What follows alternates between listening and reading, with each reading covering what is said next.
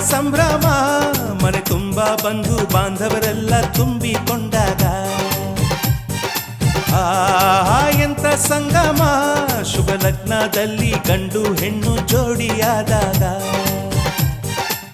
ಶಾಸ್ತ್ರೋಕ್ತ ಕಲ್ಯಾಣ ಏನ್ ಚಂದ ಕೇಳಣ್ಣ